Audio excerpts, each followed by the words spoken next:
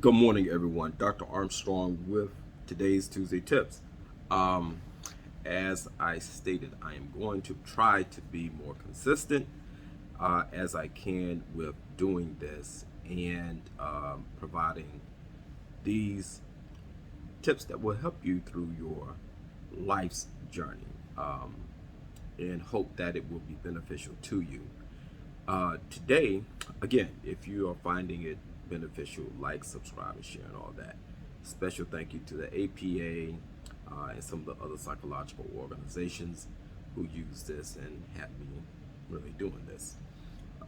Today, we're going to look at things that emotions that are really emotions that need to be expressed and emotions that we try to avoid, and how to let those emotions out in a way that is conducive to relief, number one, and number two, whereas the other person is not on the brunt end of something like a hurricane.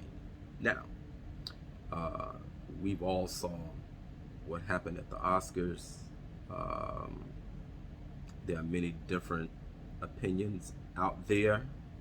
We all have ours, and I'm going to say this: whatever you feel is right for you.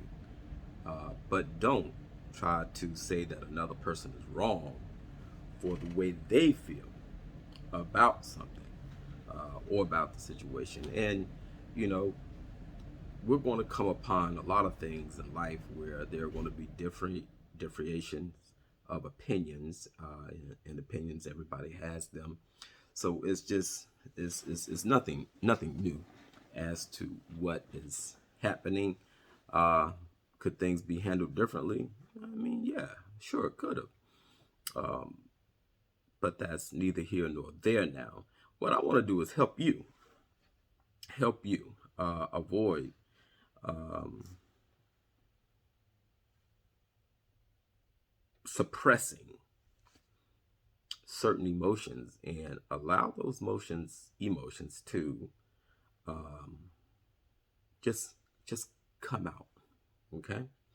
Um, some emotions are very unpleasant to us, and I am one who I try to be level-headed as I can, being a Libra.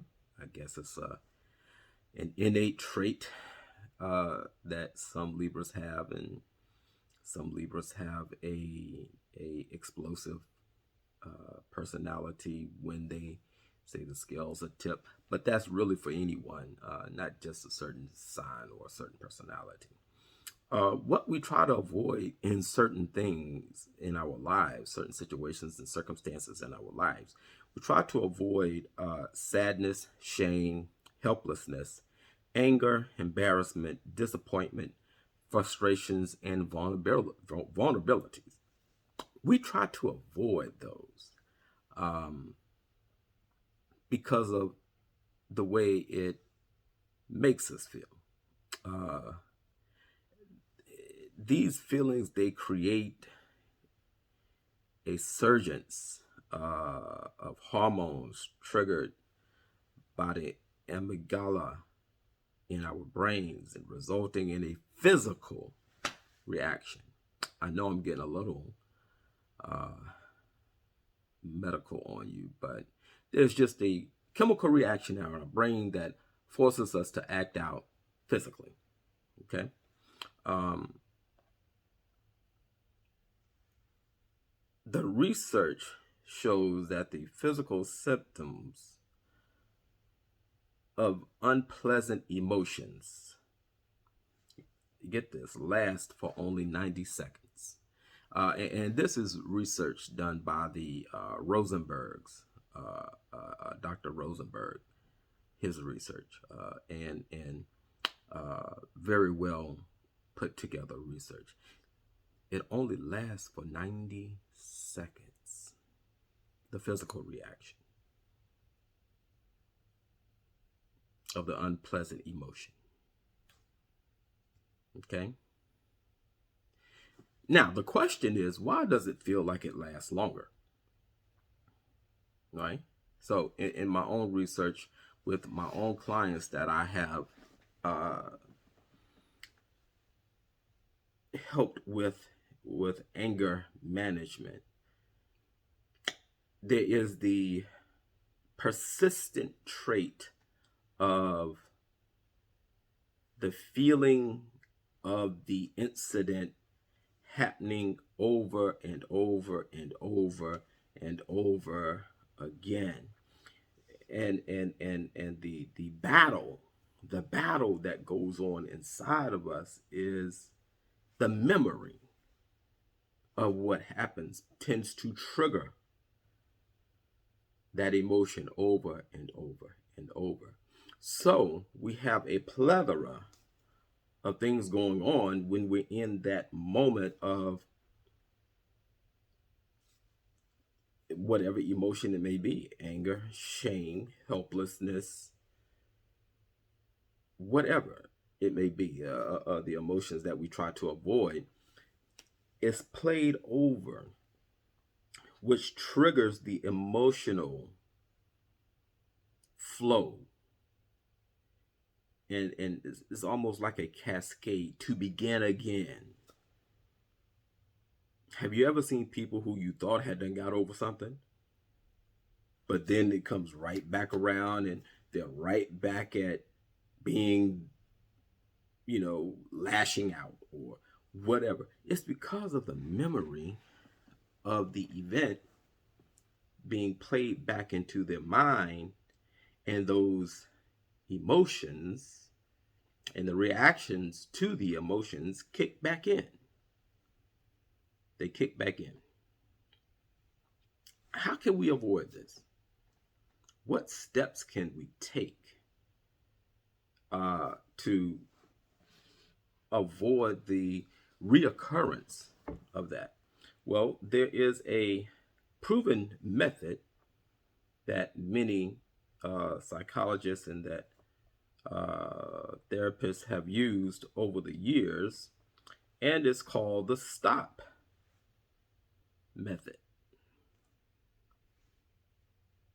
The STOP method. We use this with a lot of OCD patients or clients. It's not a mental trick. It actually takes time to accomplish this. Okay? The STOP method. Stop what you're doing. Press the pause button on your thoughts and your actions. Just stop. Okay? Take a few deep breaths to recenter, realign, and try to get the brain chemicals to reset themselves. Okay? Take a moment. Bring yourself fully into the present moment, not just the moment of what may have just happened a few minutes ago, whereas you're ready to lash out in anger.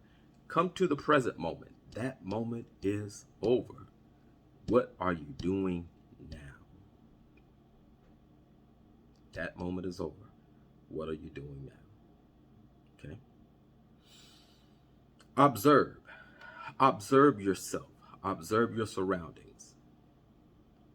Take into observation, are your children around while you're in this fit of rage? Observe your surroundings. Are there elderly people around? Are there co-workers around? Observe.